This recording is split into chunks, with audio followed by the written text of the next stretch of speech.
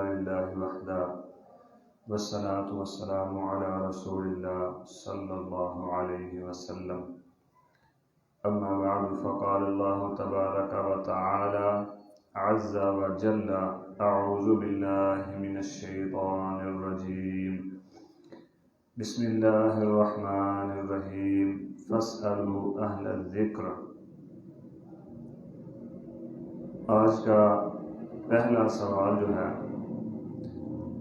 وہ یہ ہے کہ حدیث مبارکہ میں آتا ہے نبی صلی اللہ علیہ وسلم نے فرمایا قیامت کے دن حوض کوثر پر کچھ لوگ میرے حوض پر آئیں گے تو انہیں واپس کر دیا جائے گا، پیچھے ہٹا دیا جائے گا، تو میں کہوں گا یہ میرے صحابی ہیں، تو کہا جائے گا جی انہوں نے آپ کے بعد دین میں بدعات شروع کر دی تھی۔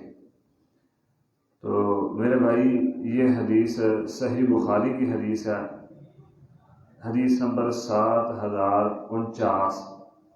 لفظ اس طرح ہے کہ نبی صلی اللہ علیہ وسلم فرمائیں گے فَأَقُولُ اَيْ رَبِّ أَصْحَابِي، اے میرے رب یہ میرے صحابہ ہیں۔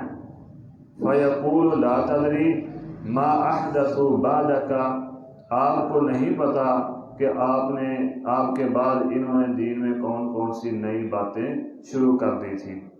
یہ وہ حدیث ہے جس کی طرف سائل نے اشارہ کیا ہے۔ تو اگر آپ اس حدیث سے پیچھے والی حدیث پڑھ لیں تو آپ کو پتہ چل جائے گا کہ یہاں رب اصحابی یعنی ای رب اصحابی، یہ اصحابی کا کیا مطلب ہے۔ جو صحابی ایک اصطلاح ہے وہ مطلب ہے یا کوئی اور مطلب ہے؟ یعنی صحابی جس کو ہم صحابی کہتے ہیں، جس نے ایمان کی حالت میں نبی کلمہ پڑھا، ایمان کی حالت میں نبی صلی اللہ علیہ وسلم کو دیکھا اور اسی حالت میں اس کی وفات ہوئی، وہ صحابی یہاں مراد نہیں ہے، بلکہ اس سے پیچھے والی آپ حدیث دیکھیں تو اس میں ہے کہ نبی صلی اللہ علیہ وسلم میں کہوں گا فَأَقُولُ أُمَّتِي، اللہ یہ تو میری امت کے لوگ ہیں، یعنی صحابی سے مراد میری امت کے لوگ ہیں، نہ کہ صحابی سے مراد وہ صحابی جنہوں نے نبی صلی اللہ علیہ وسلم کا کلمہ پڑھا اور آپ کے ساتھ زندگی بسر کی اور جن کی تربیت نبی صلی اللہ علیہ وسلم نے کی ہے۔ اور اسی طرح اس کا اگر آپ اصحابی کا معنی دیکھنا چاہتے ہیں تو بخاری ہی کی حدیث ایک اور بھی ہے، اس کو آپ اٹھا کر دیکھیں تو آپ کو مزید سمجھ آ جائے گا۔ نبی صلی اللہ علیہ وسلم نے فرمایا کہ جب میرے حوض پر کچھ لوگوں کو پیش کیا جائے گا تو میں وہ ان کو پیچھے، جب میرے پاس وہ آئیں گے تو وہ پیچھے ہٹا دیے جائیں گے، تو میں کہوں گا یا رب منی و من امتی، اے میرے رب یہ مجھ سے اور میری امت سے ہیں، یہ مجھ سے اور میری امت سے ہیں۔ یعنی بظاہر ان کے وضو کے اعضاء چمک رہے ہوں گے جن کو دیکھ کر نبی صلی اللہ علیہ وسلم پہچان لیں گے کہ یہ میری امت کے لوگ ہیں۔ تو بعد میں آپ کو بتایا جائے گا کہ آپ کے بعد انہوں نے بدعات اور خرافات شروع کر لی تھی، یہ آپ کے ساتھی نہیں ہیں، یہ وہ لوگ نہیں ہیں جن کو آپ نے پانی پلانا ہے۔ تو اصحابی سے مراد معلوم ہوا کہ اصحابی سے مراد صحابہ کرام رضوان اللہ علیہم اجمعین نہیں۔ اس طرح تو پھر آپ کہیں گے کہ قرآن مجید میں آتا ہے اولئک اصحاب الجحیم، اصحاب النار، تو وہ پھر استغفر اللہ ثم استغفر اللہ، وہ صحابہ پھر سارے کے سارے جہنم والے ہو گئے۔ اگر وہ جہنم والے ہو گئے تو پھر دنیا میں جنت والا کہاں رہ گیا باقی؟ وہی تو ہمیں دین پہنچانے والے ہیں، تو دین جو ہم تک دین پہنچا رہے ہیں ان کو تو ہم نے بنا دیا جہنم والے، تو پھر باقی ہم نے کس کو چھوڑا؟ پھر پورے کا پورا دین اسلام مشکوک کر دیا ہم نے۔ تو مراد یہ نہیں جو آپ نے سمجھا ہے، بلکہ مراد صرف اور صرف وہ لوگ ہیں جو آپ کے بعد آئے اور بدعات خرافات انہوں نے شروع کر لی۔ دوسرا سوال ہے زکوٰۃ کیا ہے؟ تو یہ اسلام کے فرائض میں سے ایک فرض ہے، اسلام کے بنیادی ارکان میں سے ایک رکن ہے، جو اس کا انکار کرتا ہے وہ دائرہ اسلام سے خارج ہے۔ اس کی دلیل یہ ہے کہ نبی علیہ السلام کی وفات کے بعد جب سیدنا ابو بکر صدیق رضی اللہ عنہ خلیفہ بنے تو کچھ لوگوں نے زکوٰۃ کا انکار کر دیا، تو امیر المومنین نے فرمایا جو نبی علیہ السلام کی زندگی میں زکوٰۃ دیتے تھے اب زکوٰۃ کی ایک رسی بھی روکیں گے تو میں ان کے خلاف بھی جہاد کروں گا۔ اور یاد رکھیں جہاد مسلمانوں کے خلاف نہیں، کفار کے ساتھ خلاف ہوتا ہے۔ تو کسی نے بھی حضرت ابوبکر کو، کسی صحابی، کبار صحابہ موجود تھے، کسی صحابی نے بھی نہیں کہا کہ آپ ایسا کیوں کہہ رہے ہیں کہ ان کے خلاف جہاد کریں گے، بلکہ لشکر بھیجے بھی ہیں ابوبکر صدیق رضی اللہ عنہ ان کے خلاف، تو کسی نے اختلاف نہیں کیا۔ معلوم ہوا صحابہ کا اس بات پر اجماع تھا کہ جو بھی زکوٰۃ کا یا اسلام کے کسی ایک بنیادی رکن کا بھی انکار کر دے وہ اسلام سے خارج ہے، اسلام کے ساتھ اس کا کوئی تعلق نہیں ہے۔ تیسرا سوال ہے، کیا امام کا لفظ حکمران، سربراہ یا جو شخص نماز پڑھانے والے ہیں یعنی ہمارے امام، ان کے لیے بولا جا سکتا ہے یا پھر نبی اور رسول کے لیے مخصوص ہے؟ تو یہ امام کا جو معنی ہے، لفظی لغوی معنی جو ہے وہ ہے رہبر، رہنما۔ تو یہ حکمرانوں کے لیے بھی بولا جا سکتا ہے کیونکہ وہ ہمارے انتظامی امور کے رہنما ہوتے ہیں، اور ائمہ مساجد کے لیے بھی بولا جا سکتا ہے کیونکہ وہ ہمارے دینی معاملات کے جو ہے نا وہ رہنما ہوتے ہیں۔ بلکہ نبی صلی اللہ علیہ وسلم کی حدیث مبارکہ ہے، نبی علیہ السلام نے صحیح بخاری اور صحیح مسلم کی حدیث ہے، انما جعل الامام لیتم بہ، امام اس لیے بنایا جاتا ہے کہ اس کی پیروی کی جائے، حدیث میں موجود ہے، تو بولا جا سکتا ہے، اس میں کوئی حرج نہیں۔ دوسرا، چوتھا سوال، جب امام نماز پڑھا رہا ہو اور سلام پھیر دے، جب تک امام اپنا چہرہ مقتدی کی طرف نہ کرے تو کوئی مقتدی اپنی جگہ سے اٹھ کر جا سکتا ہے یا نہیں جا سکتا؟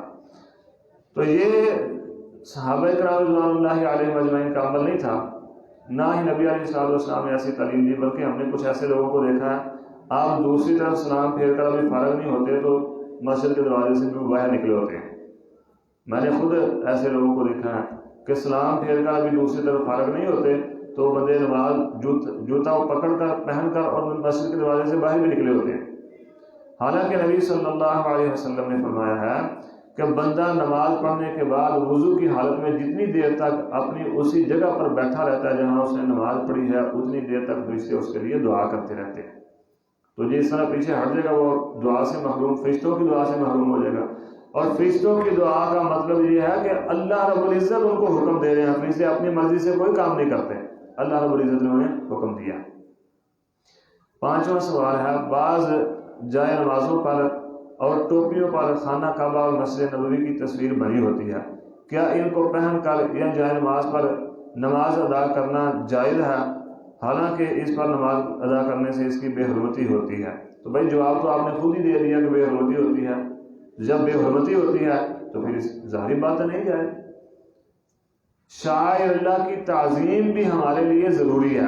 اللہ رب العزت نے قرآن مجید میں فرمایا سورۃ حج میں، وَمَن يُعَظِّمْ شَعَائِرَ اللَّهِ فَإِنَّهَا مِن تَقْوَى الْقُلُوبِ، اللہ کے شاعر کی تعظیم کرنا، ان کا احترام کرنا یہ بھی ضروری ہے، یہ تقوی کی بات ہے۔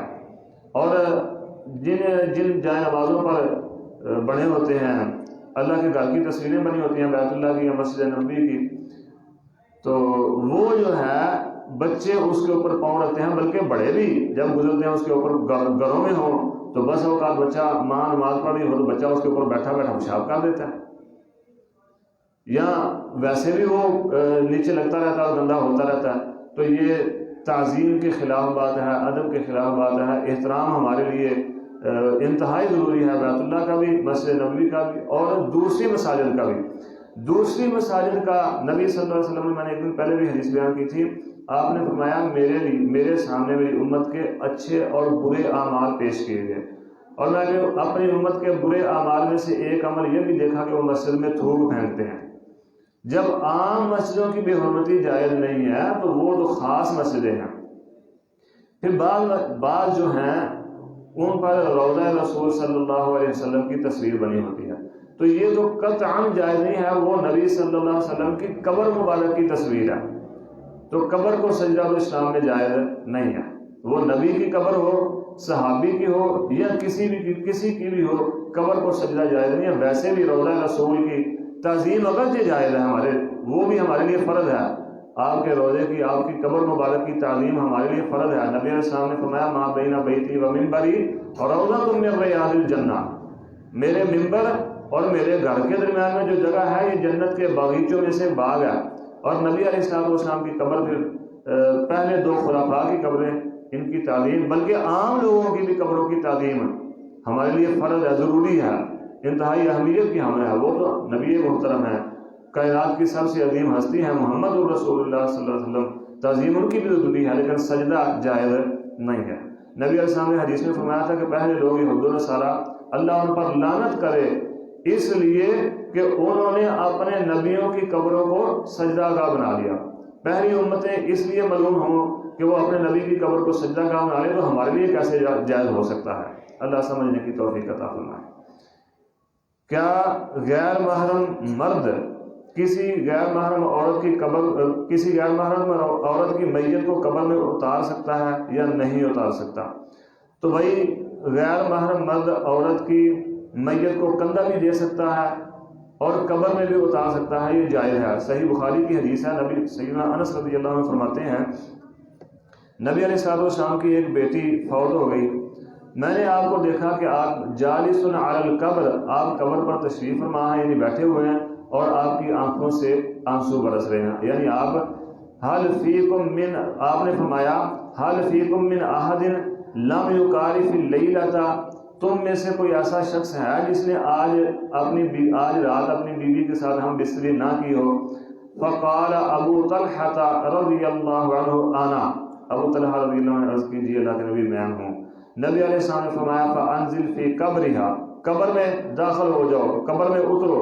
فنازل فی قبرہا فقبرہا، تو ابو طلحہ رضی اللہ عنہ قبر میں اترے تو نبی علیہ السلام کی بیٹی کی رضی اللہ عنہ کی میت کو پھر ابو طلحہ رضی اللہ عنہ نے، جو زوجہ تھی امیر المومنین سیدنا عثمان رضی اللہ عنہ کی، ان کی میت مبارک کو پھر ابو طلحہ رضی اللہ عنہ نے قبر میں اتارا، لحد میں رکھا۔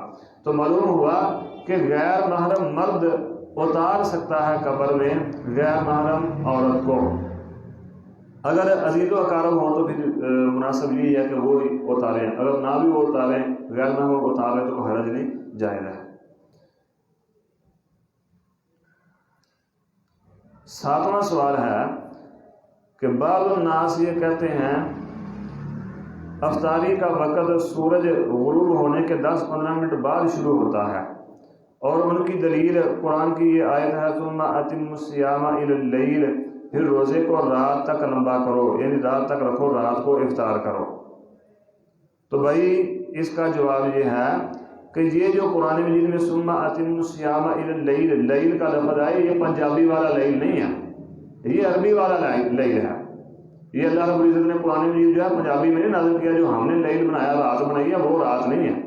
آپ لغت کی کتابیں اٹھا کر دیکھ لیں، لسان العرب، تاج العروس، اسی طرح اور بہت سی کتابیں، معجم اللغت العربیہ، یہ معجم الوسیط، یہ لغت کی کتابیں ہیں، عربی لغت کی۔ تاج العروس بڑی معروف کتاب ہے، اسی طرح اور بھی بہت ساری کتابیں ہیں، آپ وہ اٹھا کر دیکھیں۔ لسان العرب بھی بڑی معروف کتاب ہے لغت کی۔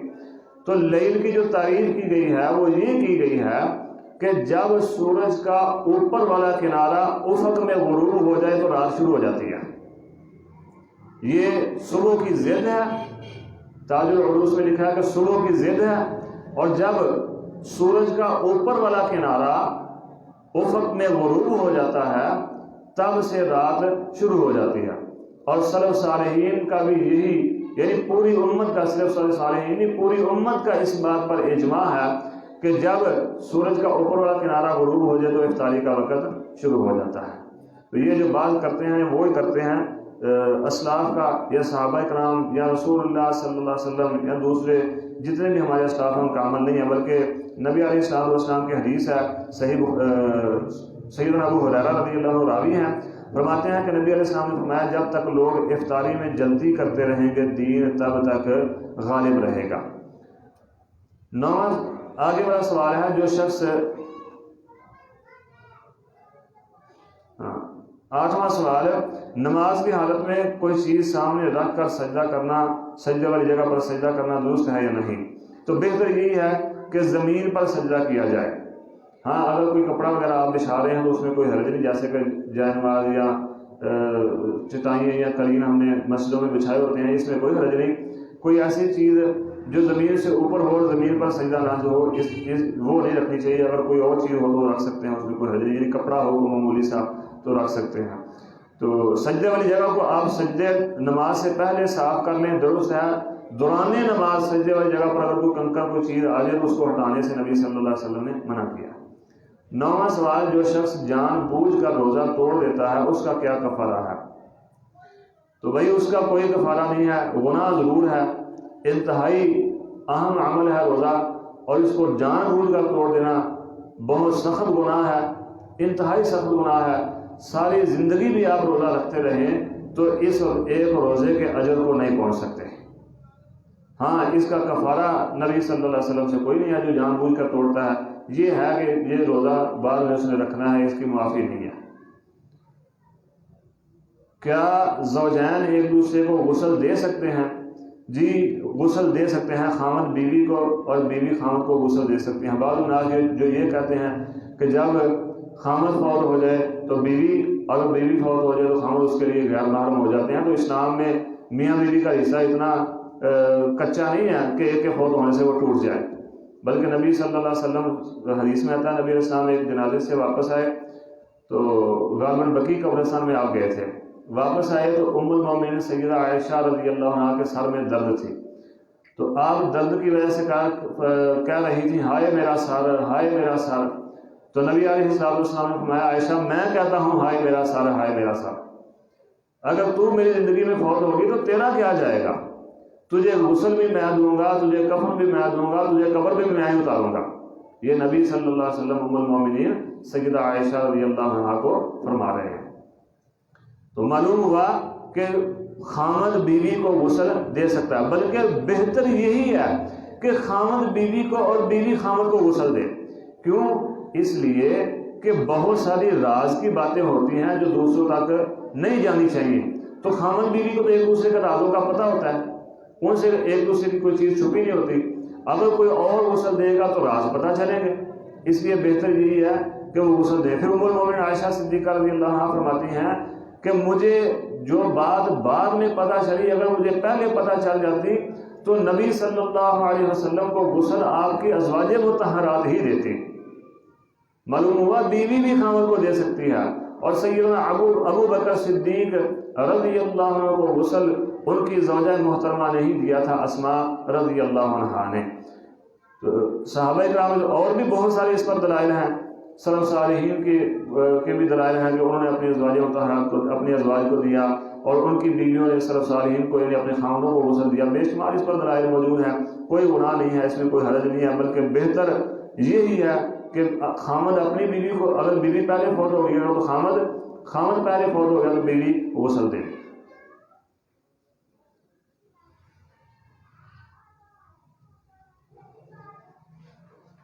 آگے یہ سوال ہے کہ اگر کسی ملک میں گستاخی ہو، کسی اور ملک میں گستاخی ہو، تو اپنے ملک میں توڑ پھوڑ کرنا، احتجاج کرنا، کیا یہ درست ہے اور ہماری ذمہ داری کیا ہے؟ تو میرے بھائیو، احتجاج جو ہے یہ مت سمجھے کہ اس کا کوئی فائدہ نہیں ہے، احتجاج کرنے کا فائدہ ہوتا ہے، لیکن جو ہم نے احتجاج کا طریقہ، میں نے پہلے بھی پہلے دن اس سوال کا جواب دیا تھا کہ جو احتجاج کا طریقہ ہم نے بنایا ہوا ہے یہ طریقہ درست نہیں ہے، کہ احتجاج کرتے ہوئے ہم کسی غریب کا رکشہ جلا دیتے ہیں، کسی کی گاڑی توڑ دیتے ہیں، یا کسی کو ڈنڈے مارتے ہیں، یہ بالکل غلط طریقہ ہے۔ پرامن احتجاج ہو جس سے کسی کو کوئی نقصان نہ پہنچے۔ جو حکومت ہے، حکومت کے ادارے ہیں یا حکومت کی عمارتیں ہیں، یہ پوری کی پوری قوم کی عمارتیں ہوتی ہیں، یعنی ایک عمارت کو آپ نقصان پہنچاتے ہیں، اس کا مطلب یہ ہے پوری کی پوری قوم کا آپ نے نقصان کیا، پوری قوم کے جواب دہ ہیں۔ اس کی دلیل یہ بھی ہے کہ ایک موقع پر جب مال غنیمت آیا تو نبی صلی اللہ علیہ وسلم کے پاس ایک رسی آئی بالوں کی بنی ہوئی، ایک صحابی نے عرض کی اللہ کے نبی یہ رسی مجھے دے دیں تاکہ میں اپنی سواری کو باندھ سکوں۔ نبی علیہ السلام نے فرمایا اس میں جو میرا حصہ ہے وہ میں نے تجھے دے دیا، باقی حصے کے لیے دوسرے مسلمانوں سے پوچھ کر آؤ۔ اب سارے مسلمانوں سے کون پوچھے؟ اس نے کہا اللہ کے نبی میں نہیں لیتا۔ یعنی یہ پوری کی پوری قوم کی امانت ہوتی ہے، پوری کی پوری قوم کا پیسہ اس پر خرچ ہوتا ہے، آپ پوری قوم کے مجرم بن جاتے ہیں اس طرح نقصان کر کے۔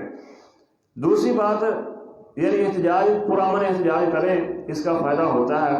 مجھے یاد ہے ایک مرتبہ گستاخانہ خاکے جب نبی علیہ السلام کے شائع ہوئے تھے تو پورے ملک میں احتجاج ہوا تھا، اور خالی مرید کے احتجاج پر دشمنوں نے 72 صفوں کی رپورٹ تیار کی تھی خالی مرید کے شہر کے احتجاج پر، کہ یہ اس کا کیا فائدہ اور کیا نقصان ہے، یعنی مسلمانوں کے اندر جو یہ صورتحال پیدا ہوئی ہے اس پر یہ ایک رپورٹ شائع کی گئی تھی۔ پھر مصنوعات کا جو ہے وہ بائیکاٹ کریں، اس سے بھی فائدہ ہوتا ہے، بلکہ میں کہتا ہوں سب سے بڑا فائدہ جو ہے وہ اسی بات کا ہے کہ جس طرح وہ توہین کرتے ہیں ہم اس طرح نبی صلی اللہ علیہ وسلم سے محبت کا اظہار کریں۔ رمضان المبارک ہے، انتہائی اہم مہینہ ہے، قیمتی گھڑیاں ہیں، بڑی مسجدیں اور نمازی کتنے ہیں وہ ہم سب کے سامنے ہیں، یعنی ان سے پہلے نبی صلی اللہ علیہ وسلم کی توہین تو ہم خود کر رہے ہیں۔ کہنے کو مسلمان صبح اس کے اٹھنے کے بعد سب سے پہلا کام کیا، نبی علیہ السلام کی سنت مبارکہ کو ہم گلیوں بازاروں میں بہا دیتے ہیں۔ نبی صلی اللہ علیہ وسلم نے فرمایا اٹھو تو دعائیں پڑھو، شیطان کا اثر ختم ہو جائے گا۔ ہم میں سے کتنے لوگ دعائیں پڑھتے ہیں؟ یہ جتنے بھی احتجاج اس طرح کا احتجاج کرنے والے ہوتے ہیں، نقصان پہنچانے والا احتجاج، ان سے جا کے کلمہ سن لو، واللہ اللہ کی قسم تقریباً زیادہ سے زیادہ 75% لوگوں کو تو کلمہ بھی نہیں آتا ہوگا۔ تو بھائی سب سے پہلے اپنا عمل تو درست کرو، تو اپنے عمل سے نبی صلی اللہ علیہ وسلم کی جو توہین کر رہے ہو وہ کہاں جانی ہے، یہ تو پہلے کرو۔ پھر ایک انتہائی اہم عمل جس کو ہم چھوڑ چکے ہیں، جس وجہ سے یہ سارا کچھ ہو رہا ہے، وہ عمل تھا اللہ رب العزت کا یہ حکم، یا ایھا النبی جاہد الکفار والمنافقین، یا ایھا النبی جاہد الکفار والمنافقین۔ پھر اللہ رب العزت نے ایک جگہ پر فرمایا کہ جب تک فتنہ ختم نہیں ہو جاتا تب تک یہ عمل جاری رکھو۔ کیا دنیا سے آج فتنہ ختم ہو گیا؟ ہم چپ کر کے بیٹھے ہیں، ہمیں اپنے مال، اپنی اولاد، اپنے کام سے غرض ہے، جو مرضی کو کرتا رہے، ہمیں اس سے کوئی غرض نہیں ہے۔ میڈیا ہمارے پاس ایک ہتھیار ہے، میڈیا پر سوشل میڈیا ہو، پرنٹ میڈیا ہو، الیکٹرانک میڈیا ہو، اس پر اپنی آواز جو ہے بلند کریں۔ پھر اسی طرح جو سفارتی تعلقات ہیں یہ بھی آپ ختم کریں، اس سے بھی فائدہ ہوتا ہے۔ یہ نہیں کہ ان چیزوں سے مت سمجھیں کہ لو جی سفیر نکالنے سے یا احتجاج کرنے سے اپنا جو ہے کیا فائدہ نقصان ہوگا ان کا، تو انتہائی اہمیت کے حامل عمل ہے یہ ایسے فضول نہیں ہے۔ تو اس سے بڑھ کر عمل یہ ہے کہ اپنے عملی طور پر نبی صلی اللہ علیہ وسلم کے ساتھ محبت کا ثبوت پیش کریں۔ جب آپ عملی طور پر محبت کا ثبوت پیش کریں گے، دشمن کو کوئی بھی بات کرنے سے پہلے سوچنا پڑے گا۔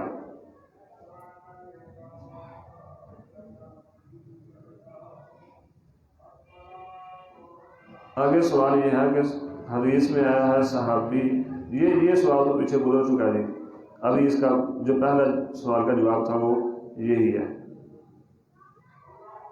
اللہ رب العزت سے دعا ہے اللہ مجھے اور آپ کو عمل کی توفیق عطا فرمائے، سمجھنے کی اور عمل کی توفیق عطا فرمائے۔ سبحان ربک رب العزت عما یصفون وسلام علی المرسلین والحمد للہ رب العالمین۔